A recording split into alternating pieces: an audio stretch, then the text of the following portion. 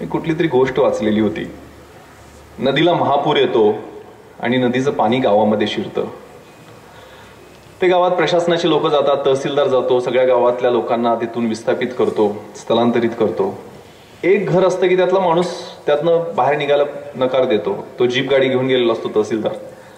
तो म्हणतो, अरे निघ, आता पाणी धरणातनं सोडलेलं आहे, पाऊस मोठा आहे, तुमच्या घरात पाणी शिरेल. तो म्हणे, माझा देवावर प्रचंड विश्वास आहे, मी त्याची सकाळ दुपार संध्याकाळ आरती पूजा भक्ती सगळी करत असतो, सत्यनारायण दरवेळेला घालतो, मला काही होणार नाही, तुझा. तो बिचारा निघून जातो. पाणी त्याच्या घरामध्ये शिरतं, पहिल्या मजल्यापर्यंत येतं. तो गॅलरीमध्ये वाट पाहत असतो की आता पाऊस कमी होईल, मग पाऊस कमी होईल. तेवढ्या त्याला एक होडी येताना दिसते. होडीमध्ये काही लष्कराचे जवान त्याला खुणावत असतात की आमच्याबरोबर तुला न्यायला आम्ही आलोय. तो चा, माझा देवावर प्रचंड विश्वास आहे, तू निघून जाते. विचार निघून जातात. पाणी छपरापर्यंत येतं. छपरावर तर काय सोनं नाणं पैसा अडका घेऊन बसलेला असतो, आकाशात नजर लावून पाऊस कमी होईल म्हणून पाहत. तेवढ्यात त्याला एक हेलिकॉप्टर घिरट्या मारताना दिसतं. त्यातनं एक शिडी सोडलेली असते आणि तो पायलट सांगत असतो की बसून ये. तो म्हणतो, नाही, माझा देवावर प्रचंड विश्वास आहे, मला काय होणार नाही. पाणी वाढतं, त्याच्या छपरावरनं जातं. तो पाण्यात बुडतो, मरतो, थेट परमेश्वरासमोर जातो आणि परमेश्वराला शिव्या घालायला लागतो. अरे परमेश्वरा, तू किती कृतज्ञ आहेस, मी आयुष्यभर तुझी पूजा अर्चा केली, कुठं होतास तू, का आला नाहीस मला वाचवायला. तो परमेश्वर शांतपणे उत्तर देतो, अरे ती जीप गाडी, ती होडी, ते हेलिकॉप्टर घेऊन मीच आलेलो होतो, तू मला ओळखलं नाही, असा तुझा प्रॉब्लेम आहे. आपल्याही आयुष्यामध्ये असे काही सिग्नल्स मिळत असतात की जे ओळखणं गरजेचं आहे. आणि या 7 सामाजिक पातकाच्या अनुषंगानं मी काही तुमच्याशी संवाद साधणार आहे. मला आठवतंय, सायन्स विदाउट ह्युमॅनिटीच्या अनुषंगानं बोलतो. मी नगरलाच SP असताना लोणीला doctor APJ Abdul Kalam sir आले होते. विजन कशा पद्धतीचं असलं पाहिजे त्याचं एक उदाहरण आहे, क्लासिक उदाहरण. कशासाठी आले होते, त्यांचा वाढदिवस होता त्या दिवशी. आणि वाढदिवसा दिवशी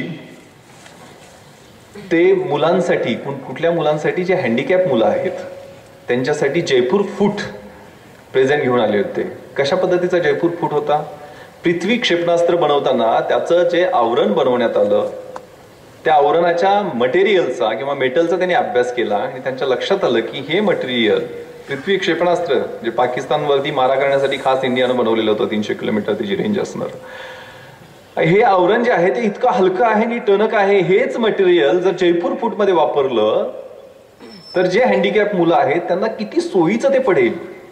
तो विचार करून त्यांनी खास त्या मटेरियलचे जयपूर फूट बनवून त्यांच्या वाढदिवसा दिवशी जी हँडिकॅप मुलं आहेत, फिजिकली चॅलेंज्ड मुलं आहेत, त्यांना देण्यासाठी ते त्या ठिकाणी लोणीला आणि त्या वाढदिवसा दिवशी त्यांनी गिफ्ट दिली. हा मानवतावाद आहे सायन्स मधला. मला आठवतं त्या दिवशी संध्याकाळच्या वेळेला मला ते 3 टेररिस्ट समोर दिसले. त्यावेळेला हॅवरसॅक्स होत्या. त्याच्या अगोदर साधारण 9:30 वाजले असतील. मी ओबेरॉयमध्ये ASL आमची संपली. ASL म्हणजे ऍडव्हान्स सिक्युरिटी लायझनिंग. आपले पंतप्रधान 28 नोव्हेंबरला ओबेरॉयमध्ये एक टाइम्स नाऊ चॅनेलचा कार्यक्रम होता, त्यासाठी येणार होते. म्हणून मी SPGचे अधिकारी, आमचे सगळे प्रोटेक्शन आणि सिक्युरिटीचे अधिकारी अशी ASL करत होतो. ती 9:30ला संपली डॉट. आणि मी त्यावेळेला जेवायला विनंती पण केली की सर आपण इथंच जेवणाची व्यवस्था केलेली आहे.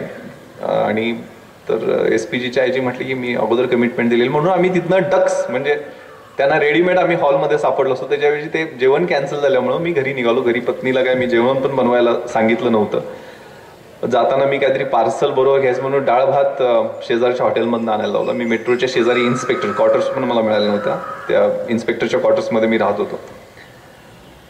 आणि घरी पोहोचलो, जेवायला बसलो, युनिफॉर्म उतरलाच नव्हता. इनफॅक्ट माझा त्या दिवशी नाईट राऊंड पण होता योगायोगानं, पण नाईट राऊंड 12 वाजता सुरू होतो. या सगळ्या एरियाचा मी DCP म्हणजे आपण जो सिनेमात एरिया पाहतो, नरिमन पॉइंट, मरीन ड्राईव्ह, हे मलाबार हिल, कुलाबा, कफ परेड, हा सगळा हायफाय एरिया आपण जो सो कॉल्ड पाहतो त्या एरियाची माझ्याकडे जबाबदारी होती. आणि घरी पोहोचलो, 2 घास खाल्ले असतील, 9:40 डॉट मला आमचे ॲडिशनल CP डॉक्टर वेंकटेशम सरांचा फोन आला. विश्वास, लिओपोल्ड के पास फायरिंग चल रही है, रश टू दॅट प्लेस. मला मानवतावाद आणि विज्ञान याच्याशी संदर्भात आपल्याशी संवाद साधायचा, ते अनुषंगानं मी बोलत आहे. मी मतलब काय झालं सर एग्जैक्टली, एक कांस्टेबल भी जख्मी हुआ है ऐसे पता चल रहा है. सडनली वाटलं काहीतरी गँगवॉर असेल, काहीतरी असेल. पण लिओपोल्ड म्हटल्यानंतर माझ्या मनामध्ये 3 महिन्यापूर्वी आलेलं एक लिओपोर्ट असं लिहून आलं होतं. लिओपोर्ट नावाचं काहीतरी एक टार्गेट आहे टेररिस्टच्या समोर, आणि ते हायकोर्ट किंवा DGP ऑफिस असू शकतं. पण त्यावेळेला आम्ही विचार केलेला होता की लिओपोर्ट हे लिओपोल्ड हॉटेल असेल, कारण या हॉटेलमध्ये मोठ्या प्रमाणावर परदेशी नागरिक बियर प्यायला येतात. ते टुरिस्ट अट्रॅक्शन आहे. म्हणून तिथल्या मॅनेजमेंट बरोबर खूप सविस्तर चर्चा केलेली होती. आणि सगळ्यात महत्त्वाचं, परमेश्वरानं सिग्नल दिला होता की नाही मला माहीत नाही आहे, आणि त्या संदर्भात प्रधान कमिटी ज्यांनी या सगळ्या प्रकरणाची चौकशी केली त्यांनी आमच्या टीमबद्दल कौतुकाचे उद्गार काढलेले आहेत. 26 नोव्हेंबरला हल्ला झाला. 24 नोव्हेंबरला 2 दिवस अगोदर मी त्या हॉटेलच्या बाहेर जाऊन कंट्रोलला कॉल दिला होता. या ठिकाणी मोठ्या प्रमाणावर, आत्ताही तुम्ही कुलाबा कॉजवेमध्ये गेला, प्रचंड गर्दी असते नागरिकांची. इथं बॉम्बस्फोट झाला तर मोठ्या प्रमाणावर हॉकर्स आणि हॉकर्सच्याकडे खरेदी करणारे प्रचंड मोठ्या प्रमाणात असणारे गर्दीतले नागरिक मरतील. त्यामुळे इथले हॉकर्स सगळे साफ करण्याची आवश्यकता आहे. टेररिस्ट थ्रेटवरचं प्लेस आहे. आणि त्या आणि दुसऱ्या दिवशी 24 आणि 25ला 193 हॉकर्स महानगरपालिकेच्या मदतीने आम्ही तिथं साफ केलेले होते. त्यामुळे टेररिस्टने जे रॅन्डम बाहेर फायरिंग केलं त्यात एकही नागरिक मृत्युमुखी पडला नाही.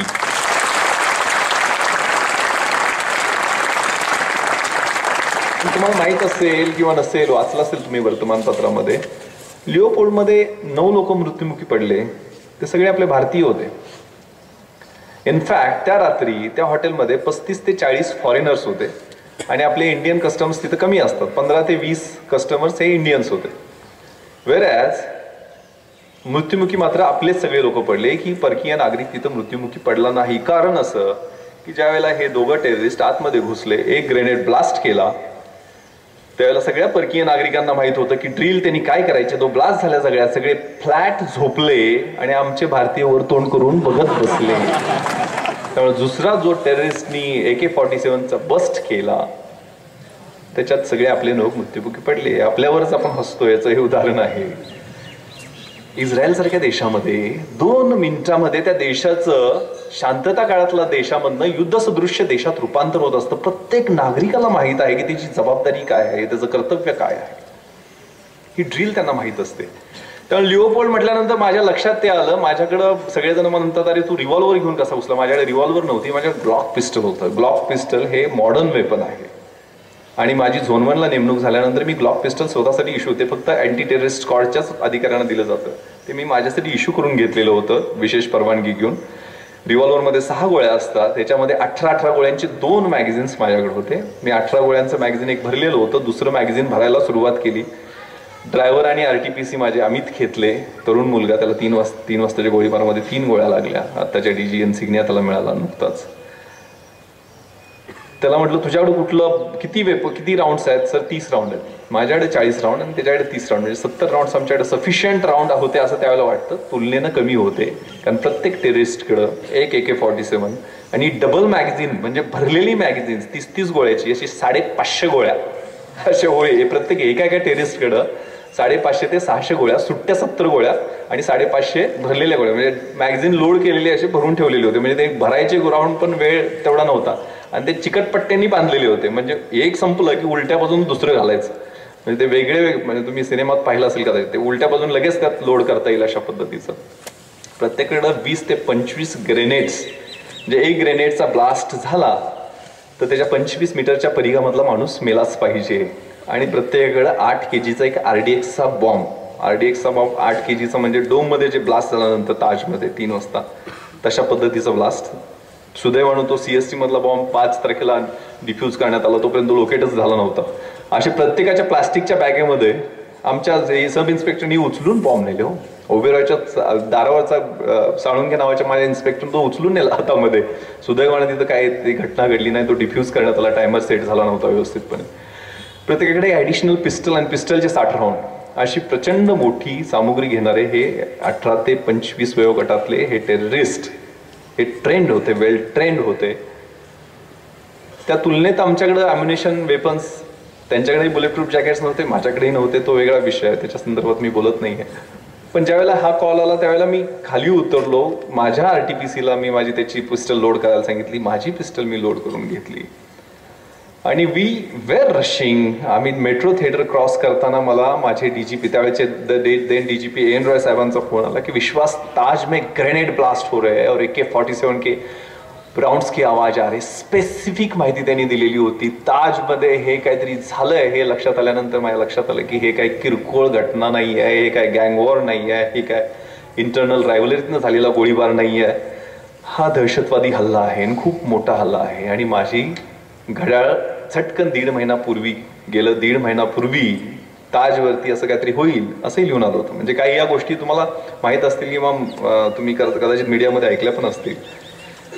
26 तारखेला असं लिहून आलं की ताज हे one of the terrorist target राहील. म्हणून मी 27 तारखेला त्यांच्या सिनियर मॅनेजमेंटला बोलवलं की मला 29ला व्हिजिट तुमच्याकडे करायचं आहे. त्याच्या अगोदर पण व्हिजिट केली, पण ती बाहेरची पेरिफेरी आम्ही बघून घेतली. आणि 29 तारखेला मी ते ताज हॉटेल कोपरान कोपरा, त्याची पायरी कुठं आहे, त्याचे दरवाजे कुठं आहे, त्याची फायर स्प्रिंकलर सिस्टम कशी आहे, त्याचे एक्झिट गेट्स कुठले आहेत, त्यांचे फायर ब्रिगेडच्या अनुषंगाने असणाऱ्या गोष्टी कशा पद्धतीने, CCTV कंट्रोल रूम कशा पद्धतीचे, एक्झिट गेट्समध्ये कुठल्या ठिकाणी बॅरियर्स आहेत, कुठल्या ठिकाणी बॅरियर्स नाहीत, आणि जर इमर्जन्सी झाली तर काय कशा पद्धतीनं हे 9 तास मी त्याचं परीक्षण केलेलं होतं. त्यामुळे आम्ही जे 6.5 तास तिथं बॅटल केलं, मी आणि माझे 6 अधिकारी आणि कर्मचारी होतो. HITच करतात, हाऊस इंटरव्हेन्शन टीम्स, या 6 किंवा 7 लोकांच्यात. मेजर उन्नीकृष्ण असतील त्यांच्यावर 6-7च लोक, एवढी छोटी टीमच असावी लागते. तर काही 100 लोक रश करून चालत नाहीये टेररिस्ट अटॅकला त्यांना लीड करायला, कारण क्रॉस फायरमध्ये माणसं मरण्याची खूप जास्त शक्यता असते.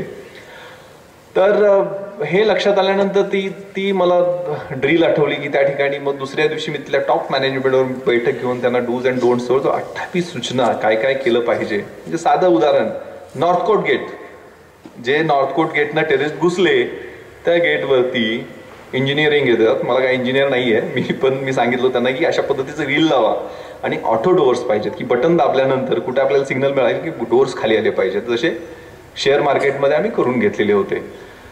तिथं ते जर ग्रिल, हेरिटेज डिपार्टमेंटनं काय ते परवानगी दिली नाही हा वेगळा विषय झाला. तिथं ग्रिल जर साधं लावलं असतं, ते टेररिस्ट बघा तुम्ही, ते AK-47 घेऊन आले, ते काचा फोडल्या, दे वॉल्टेड इनसाइड, सहज आतमध्ये आले.